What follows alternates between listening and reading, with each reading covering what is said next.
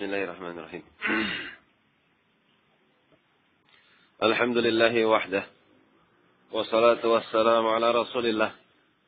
Alladhi la rasula wa la nabiyya ba'dah. Ashhadu an la ilaha illallah. Wahdahu la sharika lah. Wa ashhadu anna Muhammadan abduhu wa rasuluh. Sallallahu alaihi wa ala alihi wa ashabihi wa tabi'in. Wa tabi'i tabi'in. Wa man tabi'ahum bi ihsan ila yaumiddin amma ba'd. Kita lanjut ke pembacaan kitab Riyadhus Shalihin yang kita ambil dari kitab Adab sampai kepada Adabut Ta'am, adab untuk memakan. Sampai ucapan penulis rahimahullah an Aisyah radhiyallahu taala anha. Qalat, kana Rasulullah sallallahu alaihi wasallam ya'kulu ta'aman fi sittati min ashabihi. Nabi makan bersama dengan para sahabat-sahabatnya dalam satu wadah yang sama bersama 6 orang. Faja'a Arabiyun, maka tiba-tiba datang orang Arab Badui. Dari sini menunjukkan kepada kita dianjurkan untuk makan jamaah. Meskipun makanan tersebut sedikit. Karena di dalamnya terdapat barakah sebagaimana hadis yang akan disebutkan. Demikian pula di antara bentuk barakah makan jamaah, seorang akan lebih bisa, akan tumbuh rasa ukhuwahnya ketika mereka makan jamaah. Kita akan bisa melihat karakter kita masing-masing ketika mendapatkan dalam satu jamaah, dalam satu kelompok makan bersama, maka kita akan kelihatan mana yang lebih mengedepankan kepentingan saudaranya, mana yang lebih mementingkan dirinya sendiri, akan kelihatan dengan sebab makan jamaah. Faja'a Arabiyun, maka tiba-tiba datang Arab Badui, kemudian fa'akalahu. Langsung makan biluqmatain, dengan 2 suap langsung. Ini kurang adab. Ketika makan jamaah, yang lain 1 suapan, ternyata dia 2 suapan. Akan tapi dimaklumi. A'radiyun. Orang ini pedalaman. Orang yang memiliki SDM rendah. Maka jangan dimasukkan ke dalam hati.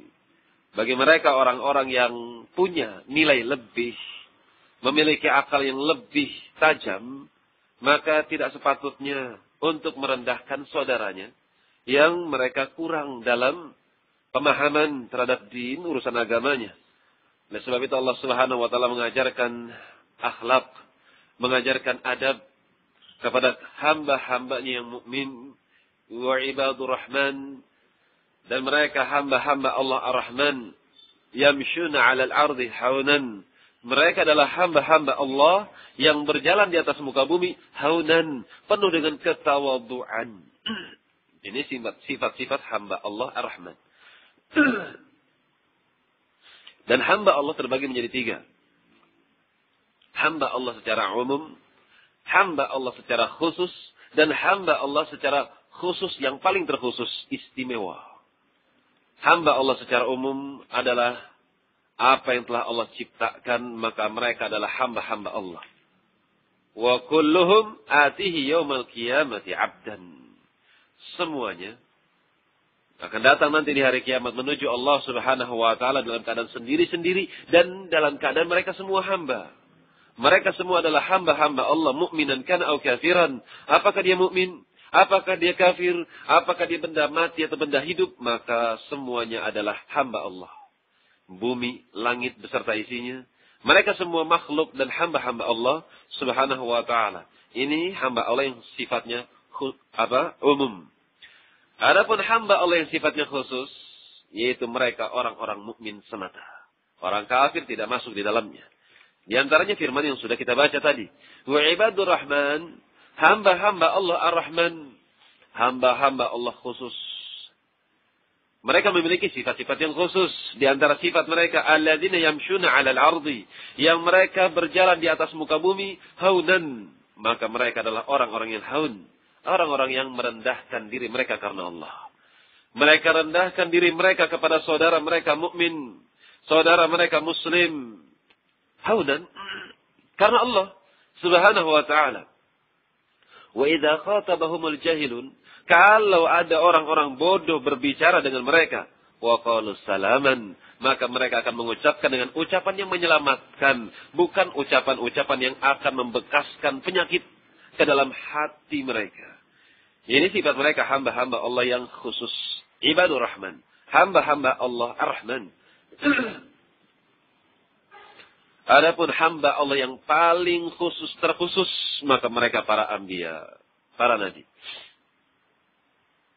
Ibadur Rahman, siapapun dia, kalau mereka memiliki sifat haunan ala al-ardi, yang mereka berjalan di atas muka bumi, dalam keadaan tawadhu, ketika ada orang-orang bodoh berbicara kepada mereka, maka mereka mengucapkan ucapan yang menyelamatkan, Assalamualaikum, atau berpaling daripada mereka. Mereka adalah orang-orang yang mukmin. Hamba-hamba Allah yang mukmin, ini hamba-hamba pilihan, hamba-hamba khusus. Adapun hamba-hamba Allah yang paling terkhusus, itu mereka para anbiya. Seperti firman Allah Subhanahu wa taala,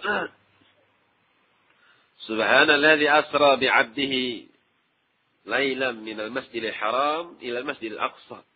Maha suci Allah yang telah menjalankan hambanya. Siapakah hambanya di sini? Apakah mukmin? Siapa yang Isra? Mi'raj? Muhammad sallallahu alaihi wasallam, satu orang.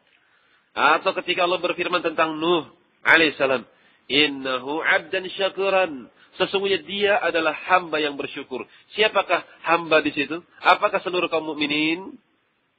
Maka jawabannya tidak. Tapi khusus untuk satu orang, yaitu Nuh alaihissalam. Ini 3 macam hamba-hamba Allah Subhanahu wa taala. Maka ketika kita mendapati orang Arab Badui atau orang-orang yang mereka pedalaman, yang mereka tidak memiliki etika, maka bukan untuk dicela tapi diajari. Bukan dicela, bukan dihinakan. Karena siapa yang mencela dalam artian meremehkan saudaranya muslim karena kebodohannya, itu termasuk sifat-sifat al-kibr. Merendahkan, meremehkan saudaranya. Dan ini penyakit yang berbahaya. Karena Nabi SAW mengatakan, la yadkhulul jannah. Salam. Tidak akan masuk ke dalam al-jannah man kana fi qalbihi, siapa yang ada di dalam hatinya mithqala dzarratin, meskipun seberat biji dzarrah sekalipun minal kibri, berupa penyakit kesombongan, tidak akan masuk surga. Ketika para sahabat bertanya, apakah al-kibr? Ghamtun nas wa batarul haqq. Yaitu ketika meremehkan manusia. Merasa unggul, merasa tinggi di hadapan manusia. Merasa besar, maka orang seperti itulah yang dikatakan sebagai kibr, sombong. Maka apabila ada orang-orang yang awam, orang-orang yang bodoh, maka bukan untuk direndahkan orang tersebut, tapi diajari bagaimanakah pendidikan al-Islam. Maka Rasulullah SAW mengatakan, faqala Rasul SAW, adapun innahu, seandainya dia, lau sama, seandainya dia mengucapkan nama Allah, Arab Badui, dia makan, kalau dia mengucapkan Bismillah, lakafakum, niscaya itu akan mencukupkan bagi kalian. Akan mengenyangkan semua. Rawahu Tirmidzi wa qala haditsun hasan sahih. Dikeluarkan oleh Imam Tirmidzi, kemudian dihukumi oleh beliau hadis yang hasan dan sahih. Tetapi para ulama menyatakan hadis ini sebagai hadis yang sahih. Pelajar bisa kita petik ucapan Nabi SAW, lau annahu amma annahu lau samma lakafakum, seandainya orang ini mengucapkan bismillah, niscaya akan mengenyangkan kalian semua, mencukupkan kalian semua. Apa faedahnya di sini? Berarti menyebut nama Allah itu adalah berkah. Sebab itu jangan pernah ketinggalan untuk mengucapkan nama Allah Subhanahu wa taala dengan niatan mengharapkan barokah dengan nama Allah Subhanahu wa taala. Karena menyebut nama Allah Subhanahu wa taala, maka Allah akan menurunkan berkahnya pada setiap pekerjaan yang dia kerjakan. Kemudian hadis selanjutnya. وعن أبي أمامة رضي الله تعالى عنه أن النبي صلى الله عليه وسلم كان إذا رفع مائدته, beliau apabila diangkat sudah maidahnya, maka beliau akan mengatakan Alhamdulillah, selesai makan maksudnya. Selesai makan, maka beliau akan mengucapkan alhamdulillahi katsiran. Segala puji hanya milik Engkau ya Allah, dengan pujian-pujian yang banyak.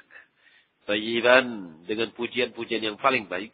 Mubarakan fih, yang penuh dengan berkah di dalamnya. Ghaira mukaffi wala muwadda'in, yang tidak melampaui batas dan juga tidak berkurang. Wala mustaghnin anhu rabbana, yang tidak ada satupun hamba yang merasa cukup dari Engkau ya Allah subhanahu wa ta'ala. Riwayat Bukhari, dikeluarkan oleh Imam Bukhari rahimahullah. Di sini disebutkan gharib hadis mukaffi, artinya atau makfiin, ghairu muhtaj li ahadin min khalqih. Ghairu makfi artinya yang Allah tidak butuh kepada hamba-hambanya. Dia maha tunggal, dia maha kuasa, yang dia tidak butuh kepada hamba-hambanya. Itu makna ghairu makfiin. Jadi maknanya segala puji hanya milik Allah dengan pujian-pujian yang banyak. Pujian-pujian yang paling terpuji dan penuh berkah di dalamnya, yang dia tidak butuh kepada hamba-hambanya, karena dialah yang memberi makan, bukan minta makan. Wala muwadda'in, yang dia tidak pernah ditinggalkan, artinya Allahus Samad, semua makhluk bergantung kepadanya.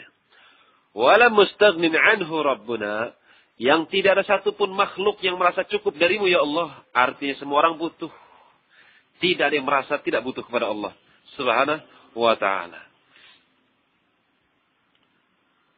Pelajaran yang bisa kita ambil dari kalimat yang singkat yang diucapkan oleh Nabi sallallahu alaihi wasallam, maka seorang hamba ketika dia makan, ketika dia minum, wajib untuknya mensyukuri nikmat tersebut.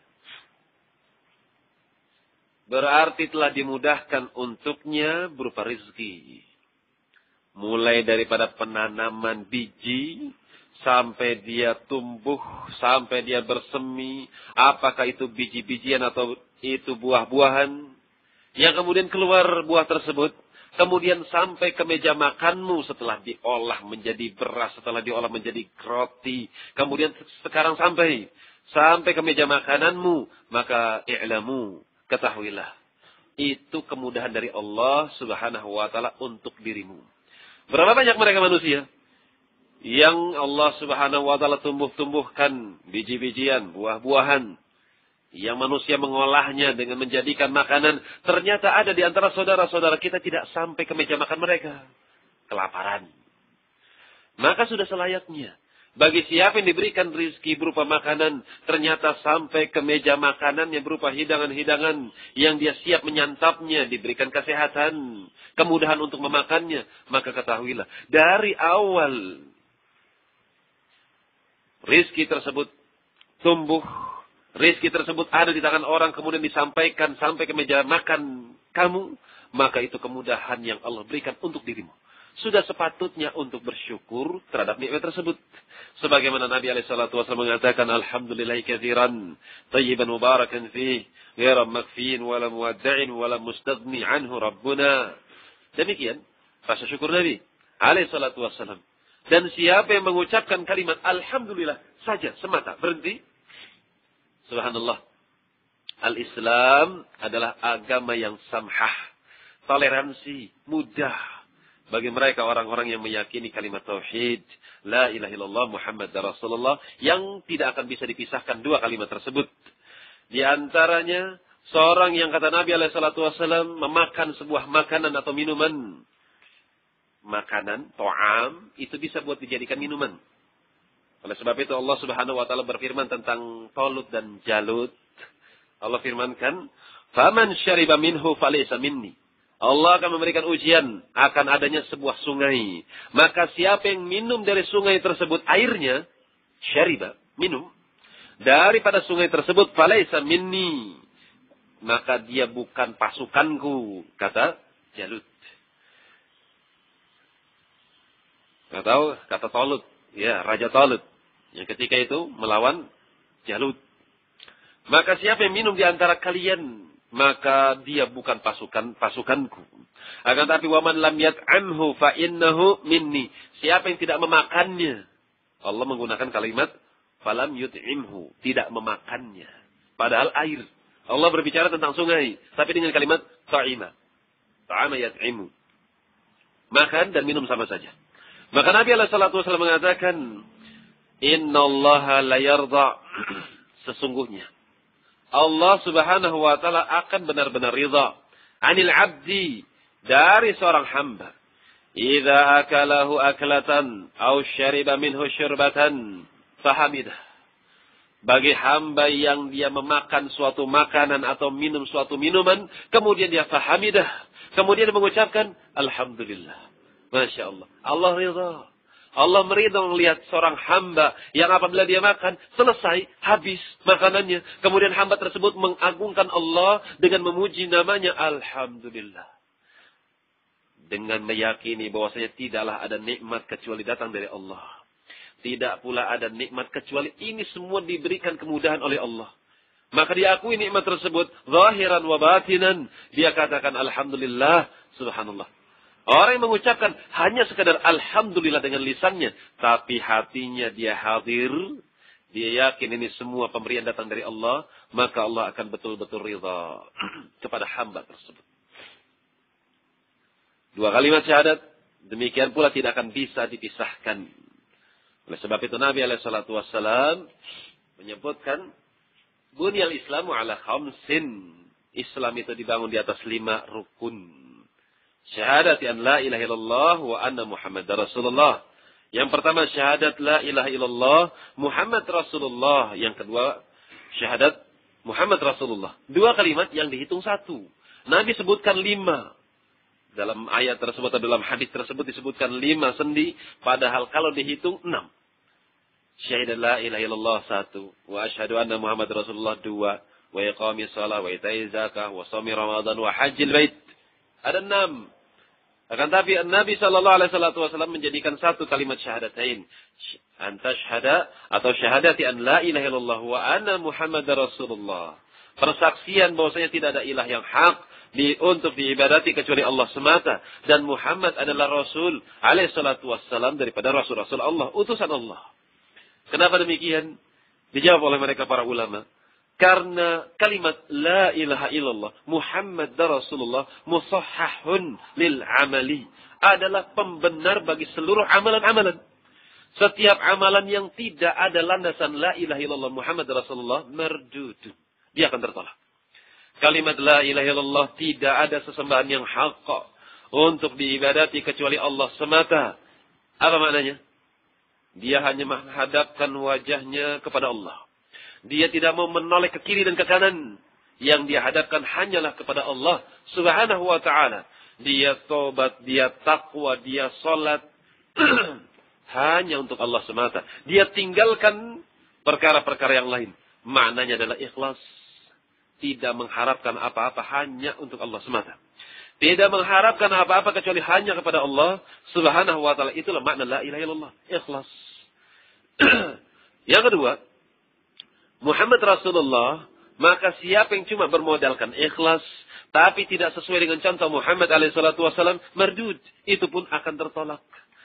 Dan syarat mutaba'ah, mengikuti Nabi, itu pun menjadi 6 rukun.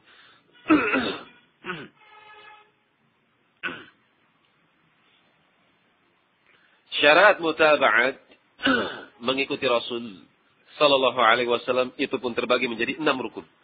Rukun yang pertama asbab. Sebab. Dia ikhlas, Masya Allah. Akan tapi ketika dia melakukan suatu ibadah, maka kita harus perhatikan apa sebabnya.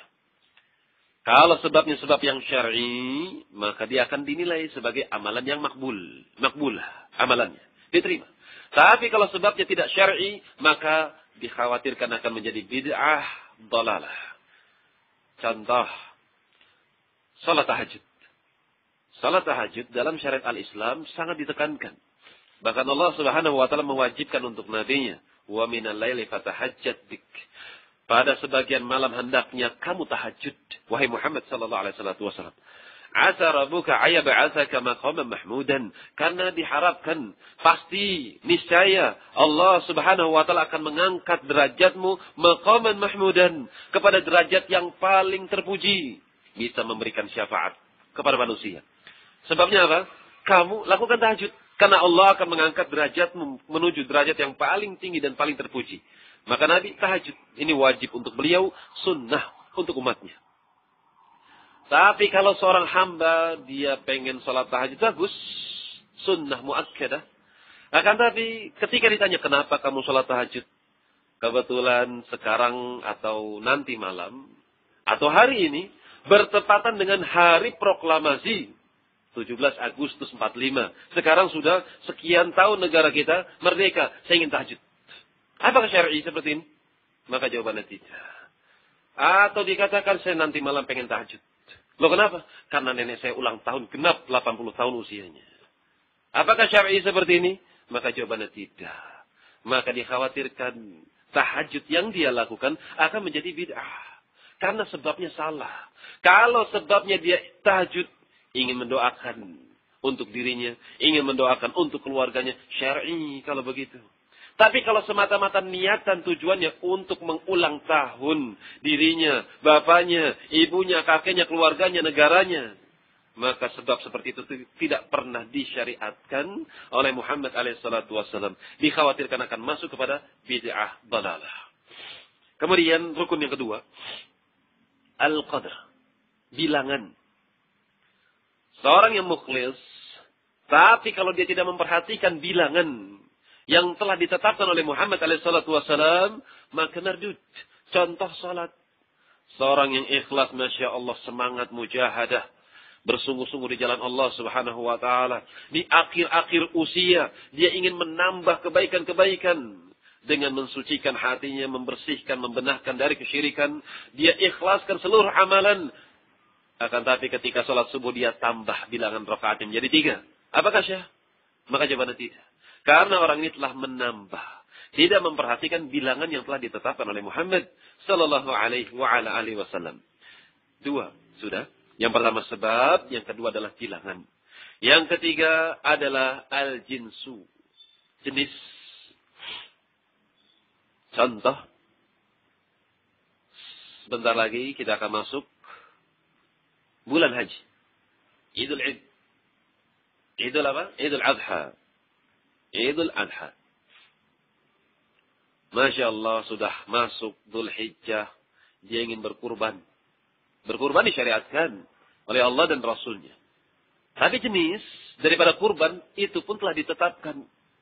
Nabi SAW telah memberikan contoh kepada umatnya bahwasanya yang namanya kurban adalah unta, sapi atau sejenisnya seperti kerbau, atau kambing dan yang sejenisnya seperti domba. Ketika manusia datang pada tanggal 10 membawa sembelihan-sembelihan mereka, unta, sapi, kerbau, dan kambing atau domba, ternyata datang fulan. Dia ingin mendapatkan pahala lebih tinggi lagi.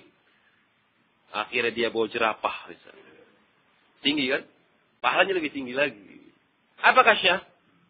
Tidak syah. Loh kenapa tidak syah? Karena jenisnya salah. Atau dia bawa bebek 5 biji, misal 5 ekor. Dia katakan, saya ingin berkurban. Kalau dikatakan kamu menyembelih karena Allah, sah. Tapi kalau dikatakan kurban, ini tidak sah. Jelas? Harus cocok jenisnya. Kemudian yang keempat, kaifiyah. Tata cara pelaksanaan. Contoh wudu misalnya. Wudu sudah disyariatkan oleh Allah Subhanahu wa taala, "Idza kuntum ila sholati faghsilu."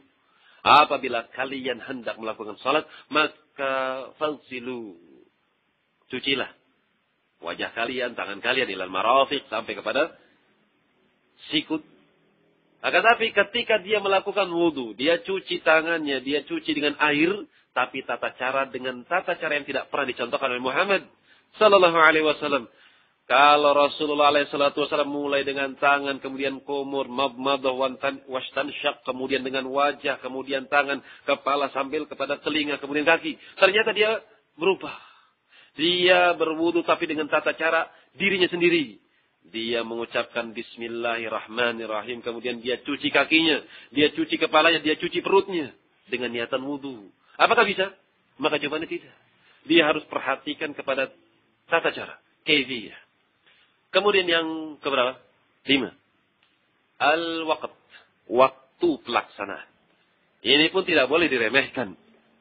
Waktu adalah atau ada di antara ibadah-ibadah yang telah Allah syariatkan itu berkaitan dengan waktu salat contohnya. Apakah syah seorang yang ikhlas karena Allah Subhanahu wa taala kemudian dia melakukan salat subuh tapi tanpa ada uzur dia lakukan jam 7 siang ketika matahari sudah terbit tanpa ada uzur. Apakah syah? Maka tidak bisa. Atau dia menyembelih masuk padanya bulan Dzulhijjah, Masya Allah dia bawa unta atau dia bawa sapi kerbau atau dia bawa kambing atau domba tapi dia sembelih tanggal 8 Dzulhijjah. Apakah syah? Maka jawabannya tidak. Meskipun dia ikhlas. Tapi ketika tidak sesuai dengan contoh Muhammad sallallahu alaihi wasallam, maka amalannya mardud, akan tertolak. Kemudian terakhir al-makan, tempat. Harus kepada tempat yang telah ditetapkan oleh syariat. Contoh haji, tawaf misalnya. Datang ke Ka'bah, disyariatkan untuk tawaf, ifadah. Atau tawaf kudum. Tawaf datang. Menghormati Ka'bah dengan tawaf. Ternyata ketika dia masuk dalam Masjidil Haram, subhanallah, penuh, sesak. Akhirnya diambil kesimpulan, saya tidak bisa tawaf di dalam Ka'bah. Akhirnya dia keluar mengambil kunci mobil, kemudian dia keliling-keliling 7 kali keliling misalnya. Mengeliling Ka'bah. Alasannya nggak bisa di dalam, akhirnya dia keluar naik mobil 7 kali putaran. Masya Allah, rajin sekali orang ini. Ikhlas, fisabilillah. Apakah syah? Maka jawabannya tidak syah, karena tidak pernah dicontohkan oleh Nabi Sallallahu Alaihi Wasallam. Itulah rahasia kalimat La ilaha illallah Muhammad Rasulullah tidak akan pernah bisa dipisahkan. Karena kalimat tersebut satu dengan yang lainnya saling berkaitan. Siapa yang cocok dengan syariat Muhammad alaihi salatu wasallam tapi tidak ikhlas, mardud. Siapa yang cuma bermodalkan ikhlas, semangat, akan tapi tidak sesuai dengan contoh Muhammad alaihi salatu wasallam, mardud, maka itu pun akan tertolak. Maka hendaknya diperhatikan tentang dua perkara tersebut. Qala rahimahullah, wa an Mu'adz bin Anas radhiyallahu ta'ala anhu qala qala Rasulullah alaihi salatu wasallam, man akala ta'aman faqala alhamdulillahi alladhi at'amani hadha wa razaqanihi min ghairi haulin minni wala quwwatin ghufira lahu ma taqaddama min dhanbihi. Rawahu Abu Dawud wa Tirmidzi wa qala haditsun hasan.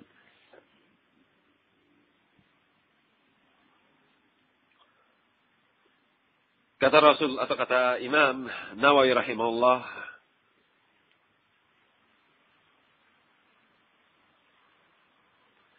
dari Mu'adz bin Anas, semoga Allah meridainya.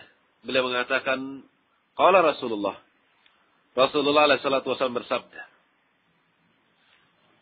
man akala ta'aman, siapa yang memakan suatu makanan, faqala, kemudian dia katakan, alhamdulillahilladzi at'amani hadha, segala puji syukur hanya milik Allah Subhanahu wa ta'ala yang telah memberikan makanan kepada diriku ini. Dan termasuk memberikan makanan adalah diberikan kemudahan untuk mengunyah. Karena Allah Subhanahu wa ta'ala berfirman, ya ibadi kullukum ja'i'un illa man at'amtuhu fastat'imuni. Wahai hamba-hambaku, sesungguhnya kalian itu semua dalam keadaan lapar pada asalnya. Maka fastat'imuni, maka mintalah kalian makan kepada diriku. Ut'imkum, aku akan berikan makanan kepada kalian. Di antara bentuk makanan yang diberikan oleh Allah Subhanahu wa ta'ala adalah makanan tersebut diberikan dengan cara yang sangat mudah. Dia diberikan kemudahan untuk mencari makanan dan dia pun diberikan kemudahan untuk memakannya. Berapa banyak di antara mereka manusia yang sanggup mendatangkan makanan ke meja makanannya, tapi berapa banyak di antara mereka juga yang ternyata banyak pantangannya. Kalau makan ini asam uratnya kambuh, kalau makan ini berbagai macam alasan. Maka siapa yang diberikan kemudahan?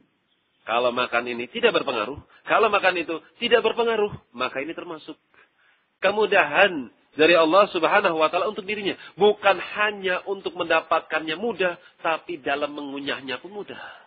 Tidak kena sakit gigi, tidak ada pantangan dalam perutnya atau penyakit-penyakitnya. Ini tanda bahwasanya hamba tersebut termasuk hamba yang diberikan kemudahan oleh Allah Subhanahu wa ta'ala untuk memakan.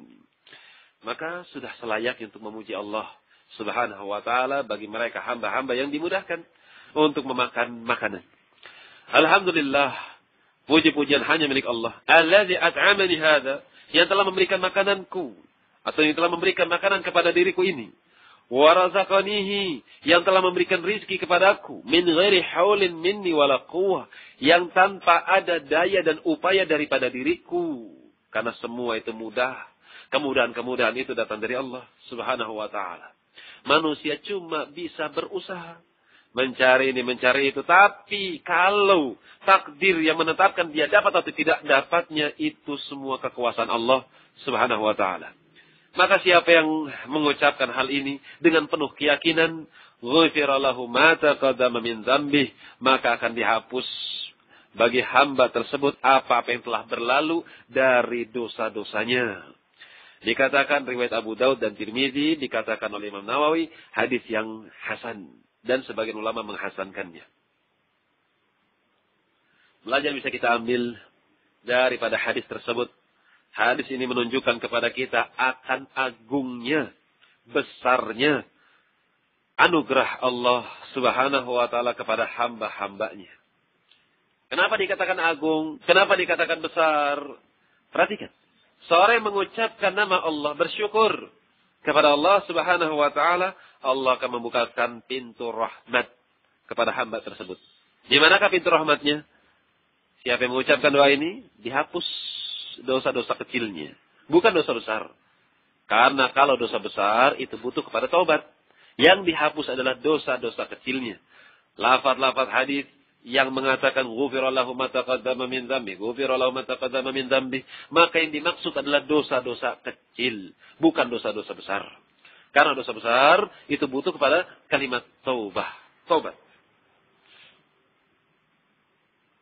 Kemudian pelajaran bisa kita ambil, seorang hamba hendaknya meyakini, menyadari bahwasanya apa yang datang kepada dirinya itu bukan kekuasaannya.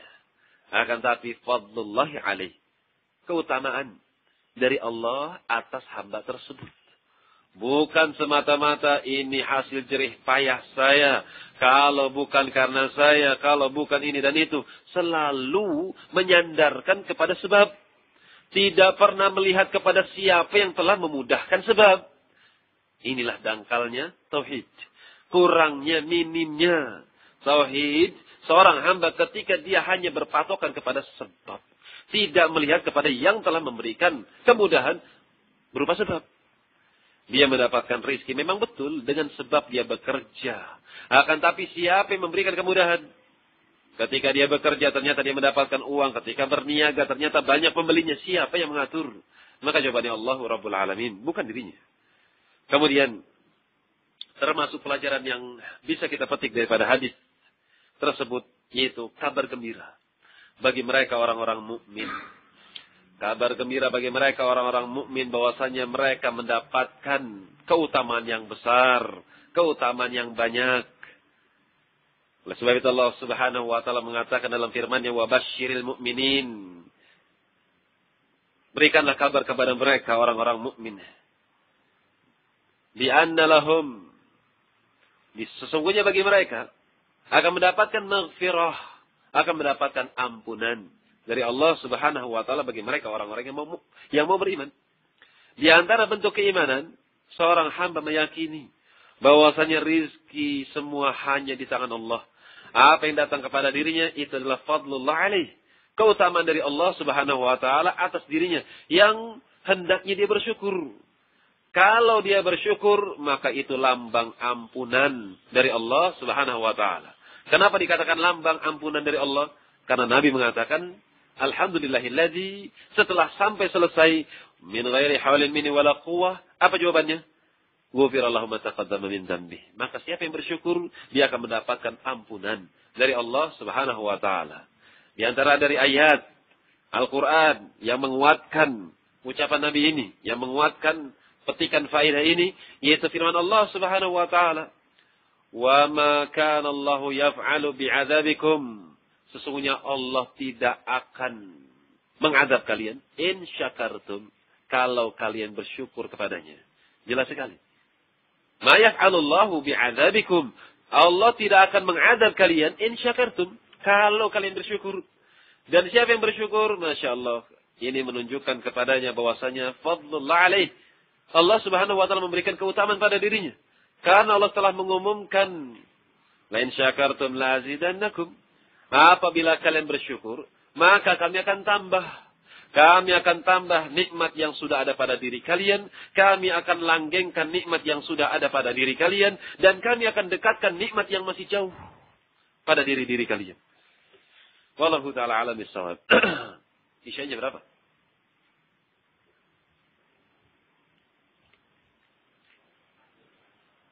Isya jam? Masih 10 menit. Ya. 5 atau 10 menit. Baik, kita akan sedikit membaca perjalanan mereka para a'immah di dalam mencari hadis.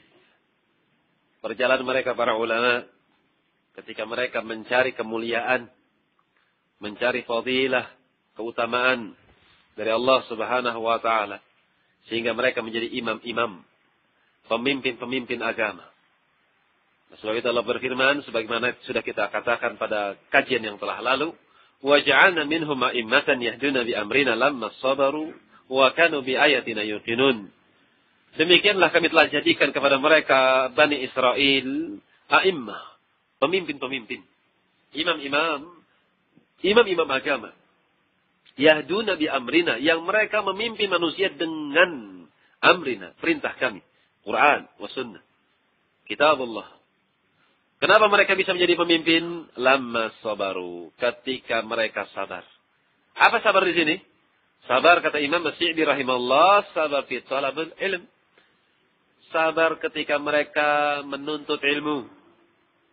Ta'allam wa tata'allam, ketika mereka mencari ilmu, ketika mereka mengajarkan ilmu, dan ketika mereka mengamalkan ilmu. Belajar, mengamalkan, dan berdakwah kepada ilmu tersebut. Sabar terhadap apa yang mereka rasakan di dalamnya. Ketika menuntut ilmu, mungkin harus bertubrukan dengan jadwal-jadwal rumah, jadwal pekerjaan. Sabar.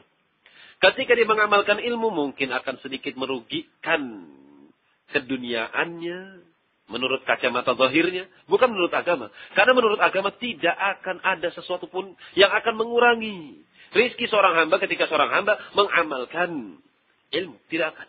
Hanya saja karena dangkalnya kacamata kita, sehingga kalau saya lakukan ini, wah, pelanggan akan kabur. Kalau saya lakukan ini, apa kata bos saya? Khawatir rizkinya akan disunat. Maka sabar ketika dia mengamalkan ilmu. Dan ketika dia mengamalkan dengan berdakwah, ini pun dituntut padanya lebih-lebih lagi dalam hal kesabaran. Lama sabaru wa kanu bi ayatina yuqinun. Dan terhadap ayat-ayat kami mereka yakin. Bukan orang yang bimbang, bukan orang yang ragu. Itulah mereka para imam. Berkata Yahya ibn Ma'in rahimahullah, kharajtu ila San'an wa Ahmad ibn Hanbal linasma'al hadith an Imam Ahli Yaman Abdul Razzaq ibn Hammam As-San'ani. Aku dulu keluar menuju San'a bersama Ahmad ibn Hanbal yang tujuannya tidak lain untuk mendengarkan hadis, bukan untuk mengoleksi. Saya murid Syekh Fulan, saya murid Syekh Fulan, saya pengalamannya di sana sekian tahun, di sini sekian tahun, bukan. Bukan untuk cerita panjang lebar, bukan. Tapi untuk mendengarkan hadis, untuk belajar. Dari Imam Ahli Yaman pada zaman yaitu Abdul Razzaq ibn Hammam As-San'ani rahimahullah. Wa fi tariqina min Baghdad ila Yaman mararna bi Makkah fahajjatna ma'an nas. Akan tapi ketika kami dari Baghdad menuju Yaman, kami melintasi Mekah. Maka kami berhaji dulu bersama manusia.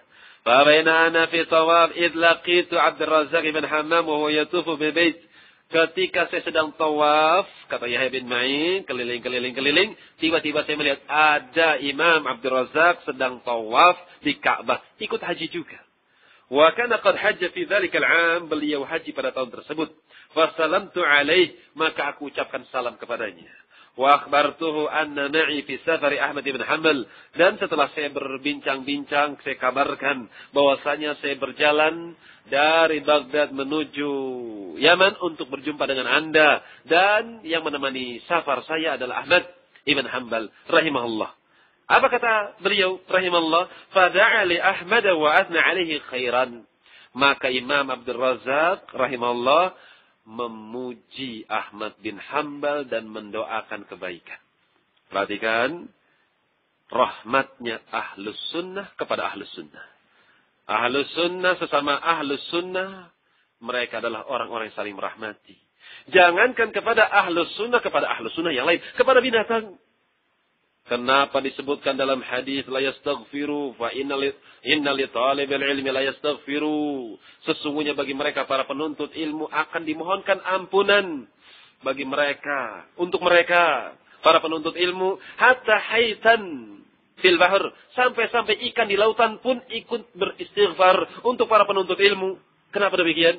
Disebutkan Ibnu Qayyim rahimahullah, karena orang-orang yang punya ilmu, mereka menciptakan kehidupan. Kenapa dikatakan menciptakan kehidupan? Mereka tidak akan berlaku lalim kepada makhluk. Ketika melihat semut berjalan, enggak iseng dia. Mati. Tidak. Karena dia tahu, dia makhluk hidup. Dia tidak punya kesalahan, tidak layak untuk dibunuh. Dibiarkan. Ini penuntut ilmu. Menciptakan kehidupan. Mana binatang-binatang yang boleh dibunuh? Mana binatang-binatang yang tidak boleh dibunuh, atau bahkan mana binatang-binatang yang harus dimuliakan dengan sebab ilmu ketahuan. Makanya mereka para binatang-binatang, mereka beristighfar, memohonkan ampunan untuk para penuntut ilmu. Dan lihat bagaimana Imam Abdul Razak rahimahullah sangat rahmah kepada Ahmad ibn Hanbal, dipuji, kemudian didoakan kebaikan, semoga Allah menjaganya, semoga Allah memberikan ini dan itu. Salam kepada Ahmad ibn Hanbal. Demikian Ahlus Sunnah.